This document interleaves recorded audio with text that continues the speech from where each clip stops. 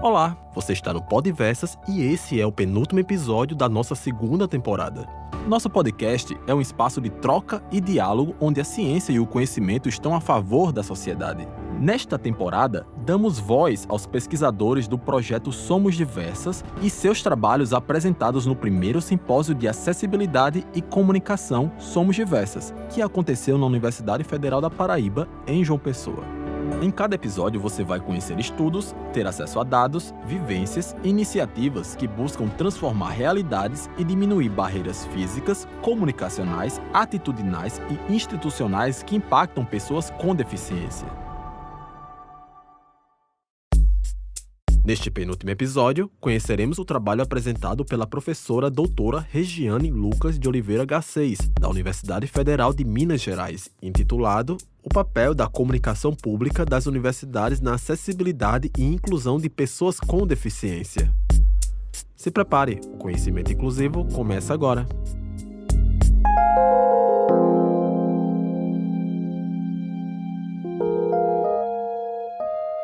Como a fala de abertura, eu vou falar um pouco do projeto e, na sequência, eu vou fazer a fala sobre comunicação pública, pensar o papel da comunicação pública nos processos de acessibilidade e inclusão de pessoas com deficiência nas universidades, tá? Essa é uma ideia que a gente foi gestando aí há algum tempo, que deu origem ao Somos Diversas, que é pensar a interface entre comunicação e educação, e pensando os processos de acessibilidade e inclusão. Então, esse é o coração do Somos Diversas, né? Então, uma primeira versão desse projeto surge em lugares diferentes, sem a gente nem se conhecer direito, eu e Flávia. Flávia começa com o Observatório da Linguagem e Inclusão, na UFMG ainda, e eu comecei o projeto de acessibilidade e inclusão nas universidades, também na UFMG, mas a gente nem trabalhava na mesma pós-graduação, a gente estava, né, fazendo coisas separadamente. A gente teve a oportunidade de ser contemplada num edital, juntando esses dois projetos, então, que é o Observatório e que a gente tem chamado de Somos Diversas Universidade, né? A gente acabou batizando desse jeito. E eu vou falar um pouco mais do Somos Diversas Universidade, e a próxima fala, que é a do João, também vai estar um pouco ligada a isso, e as outras falas do Marcos, da Thalita, da Thaís, vão ser mais ligadas ao observatório, né? Então, o Somos Diversas tem esse perfil de ter duas grandes frentes de atuação, né? O Somos Diversas Universidade começa com a pesquisa lá na UFMG, em parceria com o Núcleo de Acessibilidade e Inclusão, que me procurou né, uma gestão nova, né, propôs, podemos fazer uma parceria para pensar a comunicação, né, do Núcleo de Inclusão? E foi então que eu fiz um edital que foi contemplado lá interno. Fizemos, em parceria com o NAI, um diagnóstico, né? NAI, não sei se todo mundo, não é o mesmo nome do Núcleo de Inclusão daqui, né? Núcleo de Acessibilidade e Inclusão, NAI, é como a gente chama lá. E a gente fez, num primeiro ano, um diagnóstico de como a comunidade universitária pensava acessibilidade e inclusão. E a gente fez isso porque a gente parte da premissa, e essa é uma premissa do projeto, que lá de 2023 até hoje, a gente parte de uma premissa biopsicossocial da deficiência, né? O que é isso, né? Historicamente, a deficiência é vista de formas diferentes pela sociedade. Uma forma, né, talvez mais antiga, mais conservadora de entender a deficiência é a partir da perspectiva religiosa, né? Vou falar aqui de 4 modelos, tá? Hoje já tem vários, muito mais de 4, mas eu vou falar de 4. A perspectiva religiosa vê a deficiência ou como um dom divino ou como um castigo divino, né? Traz a questão da religiosidade para explicar a deficiência, né? E a deficiência é entendida ou como uma punição ou para tornar as pessoas melhores, né? Tudo com esse olhar religioso. Em seguida, você tem o que a gente chama de modelo médico ou perspectiva biomédica, né? Que é pensar a deficiência como falta, como algo que precisa ser curado, algo que precisa ser reabilitado. que está muito ligada ao corpo e a relação comparativa com o corpo que a gente chama de corpo normativo, né, que é o corpo padrão, digamos assim. Então, a perspectiva biomédica vai falar que pessoas com deficiência são aquelas que têm o corpo fora do padrão e que a causa da deficiência é uma causa, seria uma tragédia, e que a solução para isso seria processos de reabilitação e ou cura, né? Para contestar essa visão, veio um terceiro modelo, que é o modelo social, que começou com ativistas pesquisadores ingleses que compreendiam a deficiência como uma questão mais relacionada à sociedade do que ao próprio corpo. Então, o que tornava as pessoas com deficiência, seria uma sociedade com barreiras, um prédio não adaptado, um prédio sem acessibilidade, um produto sem acessibilidade. Então, a falta de acessibilidade atitudinal, que é a falta de inclusividade nas relações. Então, nesse terceiro modelo, a responsabilidade da deficiência não está individualmente nas pessoas, mas sim na sociedade, e é a sociedade quem produz a deficiência quando deixa de ser acessível, né? Bom, então passamos aí pelo terceiro modelo. Um quarto modelo é o modelo biopsicossocial. Por quê? Alguns pesquisadores, muito na linha das feministas, né, começaram a compreender que um corpo no mundo, né, ele se explica a partir da relação desse corpo com o mundo e não só a partir das barreiras que esse mundo se coloca a si mesmo. Então, por exemplo, em algumas deficiências, as pessoas sentem dor de maneira permanente. Isso não pode ser desconsiderado. Em algumas deficiências, as pessoas são absolutamente dependentes de outras pessoas para o cuidado, para o banho, para se alimentar, né? Então, não é possível só colocar a deficiência como uma questão social, de barreiras sociais, mas entender que esses corpos no mundo produzem outras relações. Então, no quarto modelo, ou na quarta perspectiva, a deficiência começa a ser compreendida como o corpo na relação com o mundo, na relação com as suas barreiras, né? E aí, assim, um exemplo que eu dou, um exemplo, né, conhecido. Nos Estados Unidos tem uma ilha que chama Martha's Vineyard. Nessa ilha, havia uma predominância de pessoas surdas até o século passado. E nessa ilha todo mundo se comunicava em sinais. Não sei se a gente pode considerar a forma de comunicação uma língua, porque eu não sei qual que era o grau de normatização ali das interações, mas se todos eles se comunicavam em sinais, o grau de deficiência ali era quase zero, era praticamente zero, porque o meio não produzia deficiência ali, porque a questão era a comunicação, a comunicação estava resolvida porque todos eles se comunicavam assim, né? Então, esse é um exemplo para a gente pensar o que é a sociedade produzindo a relação da deficiência, né, ali.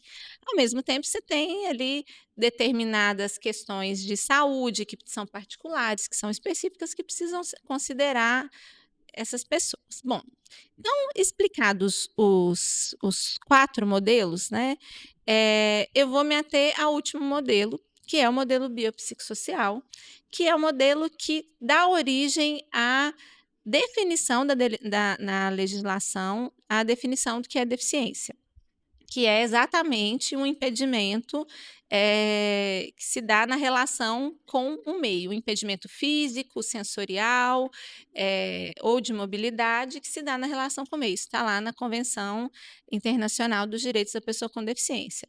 E a Lei Brasileira da Inclusão também vai lá e se utiliza dessa mesma base para definir o que é deficiência, né? Dito isso, essa é a perspectiva que, então, orienta o Somos Diversas e tudo que a gente vem produzindo nesse projeto há 1 ano e quase 5 meses. É a perspectiva biopsicossocial, né? E por que é importante dizer isso? Porque, né, lembra lá que eu comecei falando, a gente tinha um projeto lá na UFMG, né? Ele começa com essa visão, mas nós compreendemos com a nossa pesquisa com a comunidade universitária que boa parte da comunidade universitária na UFMG tem uma leitura biomédica ou médica da deficiência, né? E o que isso não é só lá, gente, é a nossa sociedade. Né? Se a gente aplicar essa mesma pesquisa, assim, imagino que a gente vai alcançar resultados semelhantes. Né? É claro que a boa parte tem definições biomédicas da deficiência, mas também compartilham algumas perspectivas para pensar direitos humanos, para pensar barreiras. Né? Então, assim, não é uma visão purista do modelo biomédico, mas às vezes uma visão mais relativizada. Aí, porque a gente também acompanha o debate sobre os direitos humanos, a inclusão das pessoas com deficiência dentro do corpo de discussões dos direitos humanos, né? Bom, mas dito isso, o que significa quando uma comunidade universitária está, em grande parte, vinculada a uma perspectiva biomédica da deficiência? Significa que a deficiência é vista como uma questão individual. E é aí onde está o problema que a gente quer atacar no nosso projeto todo. Né? Quando a gente entende a deficiência numa perspectiva individual, a gente atribui à própria pessoa com deficiência a responsabilidade dela entrar numa universidade, permanecer numa universidade, concluir os seus cursos de graduação, pós-graduação. Esse é um reflexo do modelo biomédico da deficiência, considerá-la uma questão individual. Indo mais a fundo, quais os reflexos dessa perspectiva no dia a dia? A leitura da deficiência do ponto de vista individual também faz com que professores, por exemplo, dentro de uma universidade, não se impliquem nos processos de inclusão. Ora, isso é uma questão individual. Procura o núcleo de inclusão, né? Os professores não se implicam. Então, às vezes, uma coisa que é muito simples, que é salvar um PDF num formato que possa ser lido pelos leitores, né, com voz, um simples formato, o professor não quer se implicar com aquilo, ele não pode disponibilizar um texto no formato que pessoas cegas possam ler. E mais, quando a deficiência é vista do ponto de vista individual, o mesmo acontece com os próprios colegas. Então, os colegas também vão entender que aquilo é uma questão individual. O sujeito que lute, que se vire. Né? Da mesma maneira, alguns estudantes com deficiência que conseguem se formar, que têm uma projeção na carreira, no trabalho, né, na vida profissional, a perspectiva individual vai dizer, mas porque ele conseguiu, por que o outro não consegue? É a visão da meritocracia, né, gente? Então, não entende-se a deficiência como uma questão estrutural, e isso vai gerar uma série de problemas aí para a inclusão e acessibilidade de pessoas com deficiência na universidade, né, que é aí o foco do projeto. Então, esse é o primeiro diagnóstico que a gente identificou muitas outras coisas, tá, gente? Mas eu vou focar só na questão do modelo. Então, esse primeiro diagnóstico, a gente entendeu isso, que enquanto a gente não promovesse a leitura biopsicossocial da deficiência nas universidades, as pessoas não iriam se implicar nos processos de inclusão. Porque o processo de inclusão, ele não é responsabilidade só do núcleo de inclusão, ele não é responsabilidade só do estudante com deficiência, da mãe, da família, do companheiro ou da companheira. Ele é responsabilidade de todos nós. Mas com uma visão de que a deficiência é individual, é uma questão individual, e que a pessoa precisa se virar para lidar com as barreiras que se impõem, isso desresponsabiliza as pessoas. Então, o nosso trabalho todo, ele vem para buscar formas de mobilização. A gente tem pensado em criar maneiras de engajamento e de compreensão de que a deficiência é um processo biopsicossocial e ela tem que ser vista nessa relação, que todo mundo é importante nos processos de inclusão. E aí, a partir disso, nós fizemos esse diagnóstico, né? E uma coisa que a gente tem desenvolvido. Então, é a perspectiva da comunicação pública em relação à deficiência, acessibilidade e inclusão, né. E o que que a gente entende, como, comunicação pública? Aí, né, para quem é dessa da vertente mais organizacional, da comunicação mais organizacional, né, vai entender a comunicação pública. Alguns autores vão falar que é a comunicação do governo, que é a comunicação feita por partidos, né, feita por órgãos, por exemplo, secretarias, ministérios, né. Eh, Outros vão falar que feito por órgãos públicos, incluindo as autarquias, como as universidades públicas, né. Mas mais do que isso, a questão não é quem faz a comunicação pública, mas é por que se faz e como. A comunicação pública ela tem que partir de uma perspectiva não vertical de transmissão de informação, mas de uma perspectiva participativa. O que significa isso? A gente nunca vai poder fazer assim, o Somos Diversas produz e comunica. Né? Nunca que o nosso projeto vai poder funcionar dessa maneira. Porque isso é o que a gente chama de uma leitura vertical da comunicação e transmissiva da comunicação. A gente vai seguir lá os estudiosos da comunicação pública que vão pensar ela de modo horizontal. Então, como se faz uma comunicação pública democrática e mais inclusiva? Com a participação das pessoas. Então, é por isso que no nosso projeto a gente escuta as pessoas com deficiência, a gente escuta os professores, a gente vai escutar a comunidade universitária, a gente quer entender o que essas pessoas pensam, como elas discutem a deficiência, qual o grau de implicação delas nisso. Isso é uma leitura participativa da comunicação pública, né? Que é o que a gente fez lá na primeira parte do projeto. Né? Então, a gente tem, né, como missão aí, criar mecanismos e meios de escutar as pessoas. É por isso que a proposta do podcast, o pessoal vai falar depois, né, é uma proposta que lança protagonismo para as próprias pessoas com deficiência, né? E todos os outros produtos nossos do projeto, né?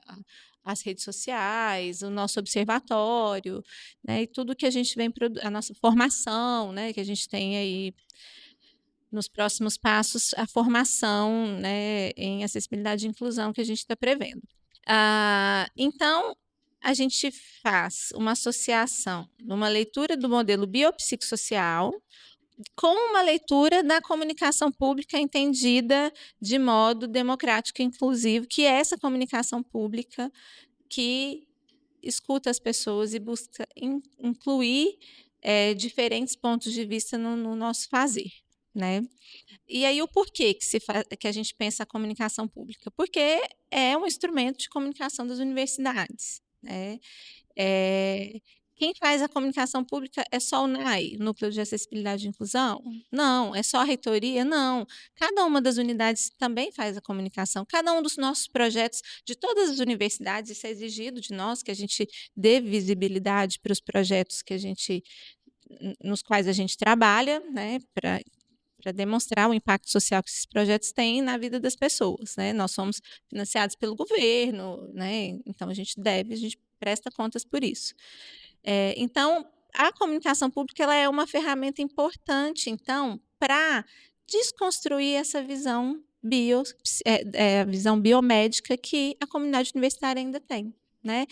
E aí, né, a gente tem os nossos projetos todos e, particularmente, lá na UFMG, a gente começou com esse grande survey que a gente busca ouvir as comunidades universitárias, e a gente agora está ampliando os surveys para as outras universidades da rede, né? A gente deve começar com a Federal do Pará, com a professora Suzana, e a Federal de São João del Rei, e na sequência Paraíba, Unir, né, Rondônia e Mato Grosso, né?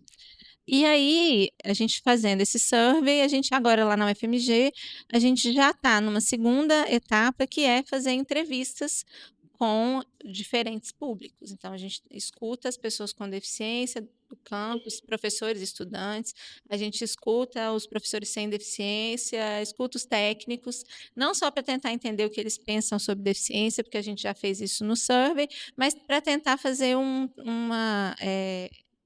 trazer um aspecto mais qualitativo para a pesquisa, que é, dessa vez, recolher experiências positivas que possam ser experiências modelo nas práticas de inclusão. Então, a gente está, né, nessa etapa de trabalho de trazer, coletar as experiências, né? Claro, todos têm experiências positivas, negativas, e isso entra na conversa, né? Mas a gente está tentando criar visibilidade para experiências que foram positivas nas práticas aí de professores e estudantes na universidade. Para além disso, a gente também busca, né, dentro do Somos Diversas Universidade, desconstruir a cultura capacitista. Por quê? Porque uma leitura, mais uma vez, a leitura biomédica, ela gera uma leitura capacitista. Por quê? Se na leitura biomédica a deficiência é um problema, né, isso por si só já é uma leitura capacitista da deficiência. Se na leitura biomédica a deficiência precisa ser curada ou reabilitada, as pessoas precisam ser transformadas, então, em nome de um ideal. Isso, mais uma vez, é uma visão capacitista, né? Se numa leitura biomédica as pessoas precisam por elas mesmas se superar, isso é uma leitura capacitista, né? E há uma desresponsabilização aí da sociedade, né, diante dessa perspectiva. Então, isso gera uma cultura capacitista, essa leitura biomédica, né? Então, mais uma vez, assim, a gente busca desconstruir por tabela, né, mudando a perspectiva que as pessoas têm da deficiência, não mais como uma questão individual, mas como uma questão coletiva, a gente também desconstrói essa leitura capacitista, né? Que vai se revelar, assim, muitas vezes no desconforto, por exemplo, na sala de aula de professores que têm alunos com deficiência, né, no desconforto dos estudantes, ou então no extremo protecionismo, num protecionismo que faz com que alguns professores lancem notas sem avaliar o trabalho dos alunos, né? Que passem o aluno, né, sem avaliação, ou então, né, que poupem esse aluno, ou então que ignorem absolutamente esse aluno, não só professores, mas também alunos. Então, a gente combatendo essa visão biomédica da deficiência, a gente combate também uma leitura capacitista aí da deficiência. Tá, então, assim, né, voltando um pouco lá na discussão sobre a comunicação pública, né, pensando que a comunicação pública é esse processo político de interação no qual prevalece a interpretação, a expressão e o diálogo. É isso que a gente tem tentado fazer, então, nessa etapa do projeto, que é né, do Somos Diversas Universidades, que é tentar pensar esse dialogismo que a gente fala, né? E a gente, então, assim, vou encerrar porque a gente tem um problema, na verdade, né? Eu vou encerrar com o estágio da pesquisa em que ela se encontra. A gente já tinha identificado um grau muito baixo de engajamento das pessoas nas questões relacionadas à deficiência. Engajamento em vários níveis. Se você tem um colega na sua sala que é um aluno com deficiência, você chama ele para fazer trabalho no seu grupo? Né? Se você tem um aluno que é uma pessoa com deficiência, você pergunta a ele como ele gostaria que o material dele fosse adaptado? Você se dirige a ele ou você só se dirige ao intérprete, como se o intérprete fosse o professor? Né? Enfim, a gente identificou nessa pesquisa, na UFMG, um grau muitíssimo baixo de engajamento da comunidade universitária nesses temas. Né? E isso tem refletido numa etapa que nós tentamos, João estava, né, nessa etapa no ano passado, João e Rúbia, no finalzinho a Gabriela, eram bolsistas de iniciação científica. Esse baixo engajamento, ele se refletiu na dificuldade que nós tivemos de montar grupos focais de discussão para compreender melhor não só as demandas, mas buscar soluções para as questões da deficiência que se colocam. Então, a gente teve uma dificuldade imensa de mobilizar todos os públicos, alunos com e sem deficiência, professores com e sem deficiência, técnicos, foi muito difícil, né? E aí a gente pensou, o problema é porque é o deslocamento, é a mobilidade, a gente fez online, também não deu certo. Assim, fizemos 2, né? mas deixou isso muito a desejar. Isso tem se revelado novamente na dificuldade da gente conseguir as entrevistas, da gente conseguir falar com as pessoas. Ainda, o baixo engajamento encontra um outro problema, que é os coletivos de estudantes com deficiência na UFMG estão enfraquecidos. Era um coletivo muito atuante, que é o MUD, né, Movimento de Estudantes com Deficiência, da UFMG, mas o MUD está muito enfraquecido, assim, não tem uma articulação entre os estudantes, a gente encontrou muitas dificuldades e existe um outro fator que é a separação dos estudantes autistas num coletivo que foi recém-criado e que é muito atuante. Né, fizeram cartilhas, auxiliaram o núcleo de inclusão nessas cartilhas para informar, para mobilizar de como se deve lidar com pessoas que às vezes precisam de salas de regulação para momentos de crise, que precisam, né, de outras formas de tratamento. Então, né, a gente tem essa dificuldade de engajamento aí desses públicos, né, na qual a gente vai continuar trabalhando com ferramentas de comunicação pública para tentar trazer, para tentar engajar, né? E agora, atualmente, o Somos está em parceria com o Núcleo de Inclusão da Universidade, inclusive com o bolsista nosso e bolsista deles, né? Fizemos um plano de comunicação para o núcleo de inclusão. Esse plano tem sido implementado agora, né? Vai estar começando, né? Pensando a relação disso com a estrutura de comunicação da própria universidade.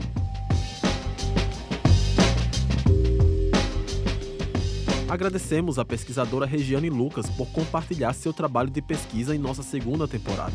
Não esquece de seguir nosso podcast em seu agregador de áudio favorito e também em nossa página no Instagram, @Projeto Somos Diversas.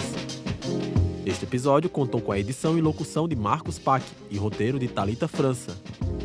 Antes de ir, repito a frase que trouxe ao longo de toda a temporada. A inclusão é uma construção coletiva.